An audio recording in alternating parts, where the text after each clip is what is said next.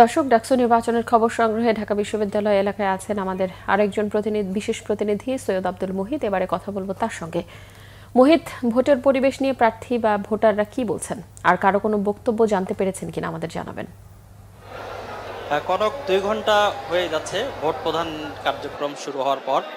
আমরা ঢাকা বিশ্ববিদ্যালয় সিনেট ভবন, এই ভবনে যে কেন্দ্রটি, সেই কেন্দ্রের 3টি হল তারা ভোট প্রদান করছে। সকালের দিকে বেশ খানিকটা চাপ ছিল, যারা ভোটার তারা ভোট দিয়েছেন, উৎসাহ উদ্দীপনার মধ্য দিয়ে ভোট দিয়েছেন।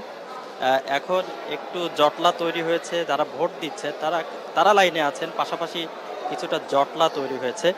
আপনাকে একটু বলে রাখি যে এর আগে আমরা আরেকটি কেন্দ্র, university laboratory school and college, সেখানে ভোট প্রদান কার্যক্রম পরিদর্শন করেছিলাম। সেখানে যেটি দেখা গেছে যে দীর্ঘ লাইন রয়েছে, সে লাইন তারা ভোট প্রদানের ক্ষেত্রে যে ধরনের সহযোগিতা, সেটি আমরা সেখানে কিছুটা কম দেখেছি।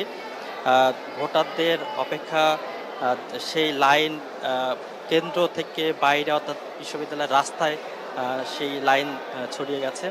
সব মিলিয়ে গণমাধ্যমের সঙ্গেও দুর্ব্যবহার করা হয়েছে। আপনাকে একটু বলে রাখি যে নির্বাচন কমিশন অর্থাৎ চিফ নির্বাচন কর্মকর্তার যে তার ভাষ্যমতে যে কেন্দ্রগুলোর বাইরে অর্থাৎ বুথের বাইরে যেখানে ভোট প্রদান করা হয়, সেই রুমের বাইরে সাংবাদিকরা বা গণমাধ্যম যেতে পারবে, কিন্তু ল্যাবরেটরি স্কুল অ্যান্ড কলেজের যিনি দায়িত্বে আছেন তিনি গণমাধ্যমের সঙ্গে দুর্ব্যবহার করেছেন, ভোট কেন্দ্র থেকে সাংবাদিকদের বের করে দিয়েছেন।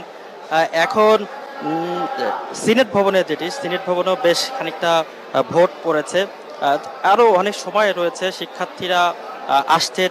একেবারে সিনেট ভবন লাগোয়া হচ্ছে হাজী মোহাম্মদ মহসিন হল, সেই হলের শিক্ষার্থীরা এখানে ভোট প্রদান করবেন। বেশ বড় হল, এখানেও প্রায় অনেক শিক্ষার্থী, কয়েক হাজার শিক্ষার্থী থাকেন।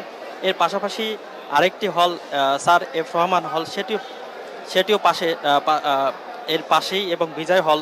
সব মিলিয়ে ভোটার উপস্থিতি সন্তোষজনক, ভোটের পরিবেশ চমৎকার, উৎসবমুখর পরিবেশে ভোট গ্রহণ চলছে। কনক, এই হচ্ছে সিনেট ভবনের অবস্থা। পরবর্তীতে আরও তথ্য নিয়ে আপনার সামনে হাজির হব। ধন্যবাদ মুহিত।